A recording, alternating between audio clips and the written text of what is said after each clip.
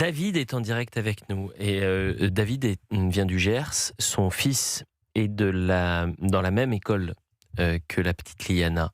David était en direct avec nous hier entre 11h et 13h et je lui ai dit, si vous me permettez David, je vais prendre de vos nouvelles, prendre de nouvelles de votre enfant parce que c'est une garde alternée. Et il n'avait pas eu l'occasion de pouvoir échanger directement avec son fils avant de le retrouver hier après-midi. Bonjour David, merci d'être avec nous. Bonjour Elliot, bonjour. C'est un samedi difficile pour les Français puisque hier après-midi aux alentours de 18h, la justice confirmait la disparition donc de Liana. Et le corps qui avait été retrouvé était bien celui de la petite. Vous avez pu échanger avec votre fils. Comment va-t-il, lui qui est dans le même collège que Liana? Eh bien, c'est très compliqué pour lui de comprendre ce qui s'est passé. Pour le petit aussi, parce que j'en avais fait 2 enfants. Et l'autre était à l'école de Puy-Casquier. Donc, pas loin de là où on a retrouvé Liana. Et ils sont traumatisés, quoi.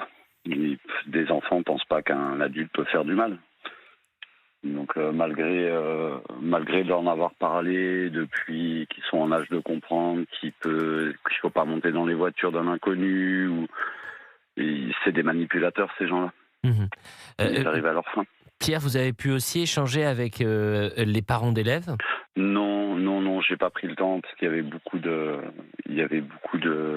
médias qui étaient présents et c'était compliqué déjà pour accéder à l'école parce que je suis passé par 3 barrages de gendarmerie qui posaient des questions, qui demandaient si on avait été là, présent sur ce trajet-là la semaine passée.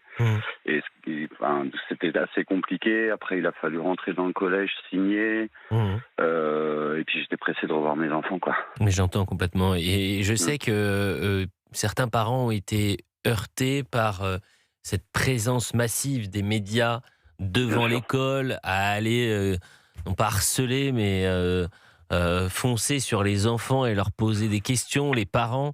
Donc, c'est vrai qu'il faudrait un peu de décence, un peu d'empathie lorsqu'on est sur le terrain pour essayer d'y aller avec beaucoup de précautions. Moi, ça me sidère toujours de voir ça. C'est-à-dire cette incapacité de comprendre que les personnes qui sont en face de nous, elles découvrent, elles vivent le traumatisme dans leur chair. Donc il faut avoir beaucoup de prudence et beaucoup de pudeur. Exactement, c'est pour le buzz. Les médias veulent toujours savoir, tous, aller chercher. Non, pas tous, évidemment, mais comme vous dites, un peu de pudeur, ne serait-ce que pour les parents, que pour nous. On est tous choqués ici. Oui. Et si vous me permettez, David, hier, je vous sentez très en colère. Et ce matin, je vous sens complètement abattu, ce midi du moins.